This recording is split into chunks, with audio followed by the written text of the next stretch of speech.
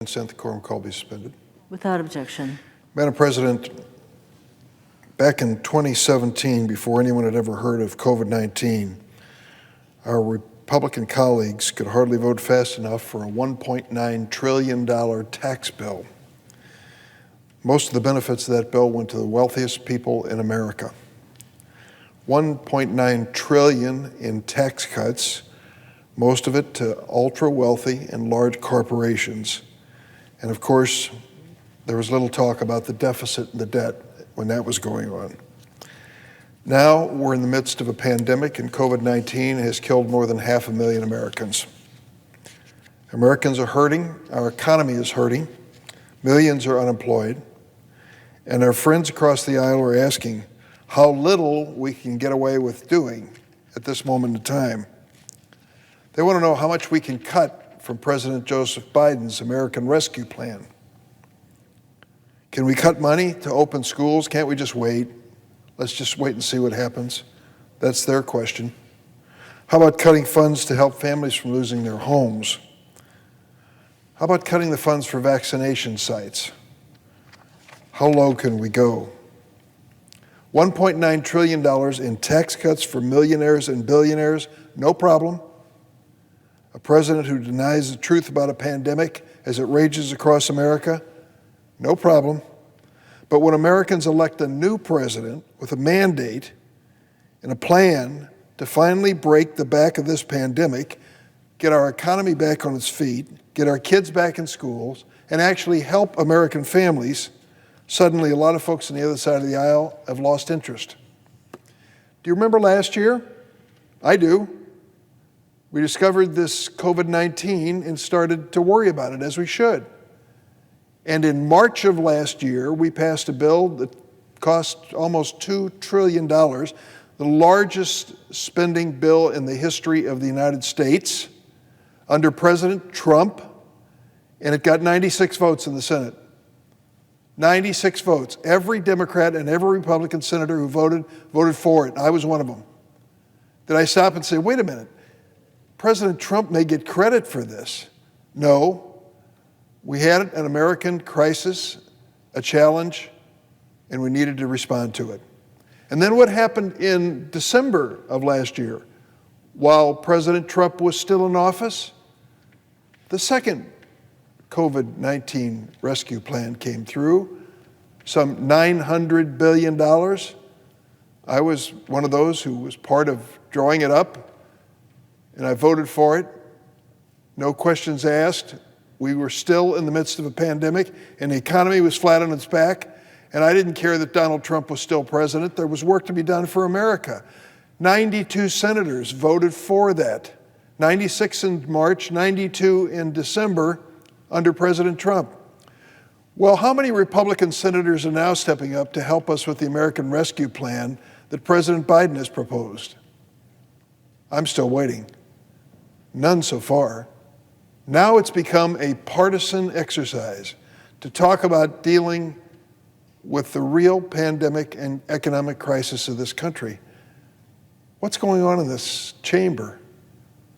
Have we decided now, since we have a new president of a different political faith, that the other side cannot support efforts to increase the amount of money for vaccines and distribution across America, to send a cash payment to families that are struggling to get by, to give unemployment benefits to millions of Americans where those benefits are scheduled to run out in just 2 weeks?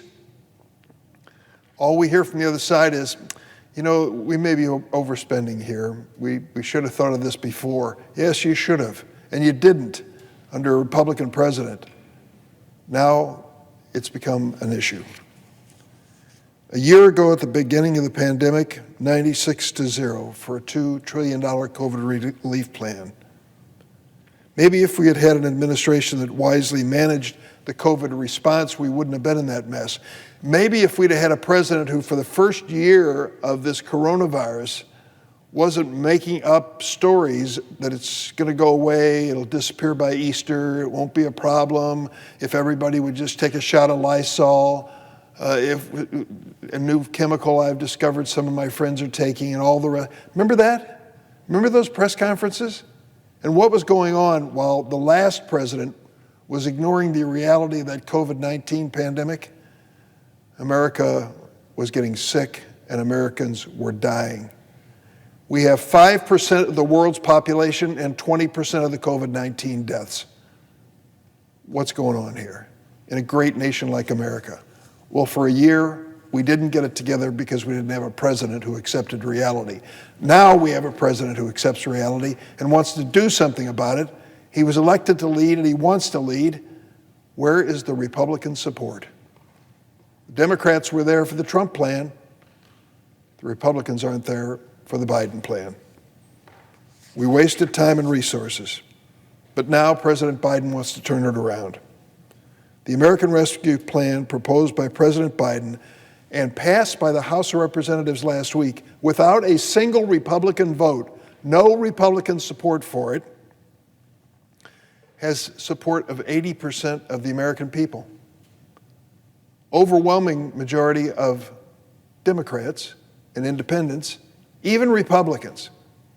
It turns out the only people in America who are against this approach of taking this pandemic seriously are the Republicans in the House of Representatives and apparently in the Senate.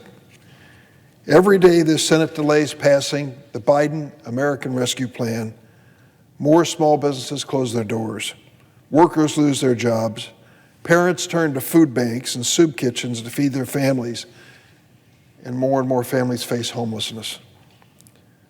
One provision that was included in the House version of the American Rescue Plan will not be part of the Senate plan, and that is a gradual increase in the federal minimum wage.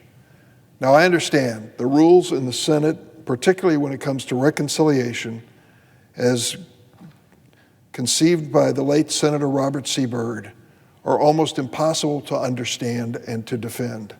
I get it. I'm not blaming any one person for that. That's a reality, and I've been here for a while and I've seen it. So currently, we cannot offer the federal minimum wage under the so-called reconciliation bill because of the Byrd rules. Our Senate parliamentarian ruled last week that passing a federal minimum wage increase as part of the rescue plan is not permitted under those rules. I respect the parliamentarian's judgment. I may disagree and I may be disappointed, but I respect her judgment. Our Republican friends should know this, however.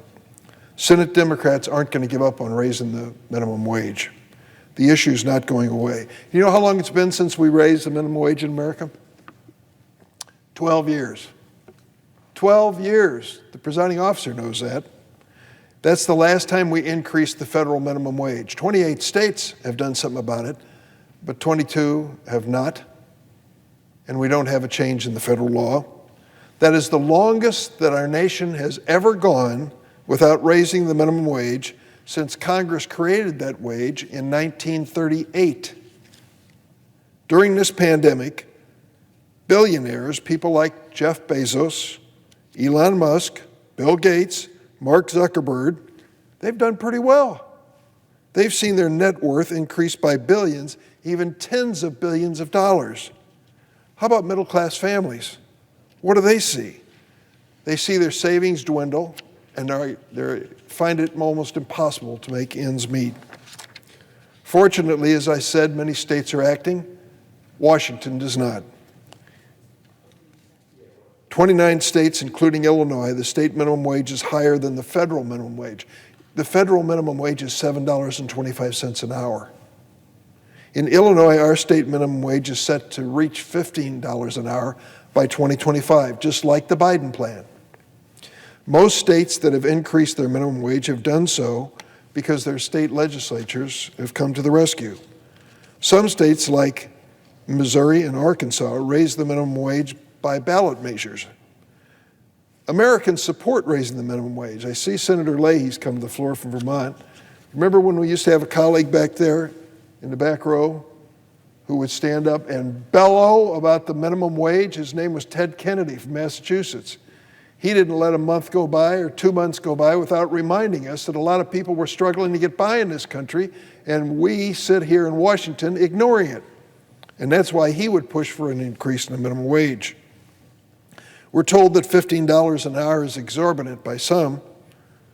that it's going to hurt the economy. The truth's just the opposite. Raising the federal minimum wage gradually to $15 an hour will strengthen the American economy because minimum wage workers are most likely to spend the money they get on the necessities of life as soon as they get it: food, clothing, housing. Last week, one of our Republican colleagues gave a speech and said that he worked for $6 an hour when he was a kid, and he's opposed to the $15 an hour minimum wage.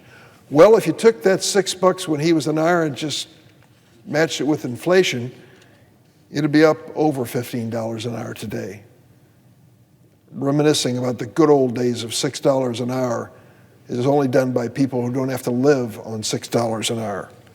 Contrary to popular misconceptions, most minimum wage workers are not teenagers. According to the Economic Policy Institute, 59% of workers who would benefit from the federal minimum wage are women. Women. They're taking a beating in this pandemic. Staying home to watch the kids who can't go to school, trying to deal with daycare that's closed down, losing their own jobs. That's the reality. Many mothers, 2/3 of them are the sole or primary breadwinners of their family, count on the minimum wage. Nearly 1 in 4 workers who would receive a raise under $15 federal minimum wage are Black or Latina women. During this pandemic, America has relied on minimum wage workers to do the hard work and dangerous work in the pandemic. You want to know the real pandemic heroes? You want to reduce poverty and raise the opportunity in America? Pay workers a living wage. Allow workers to share the economic prosperity they're creating with their dedication and labor.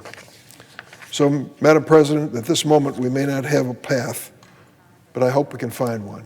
It is time for us to raise the minimum wage, to give the American workers the real wage they need to survive and to show that we really do value the dignity of work. I yield the floor.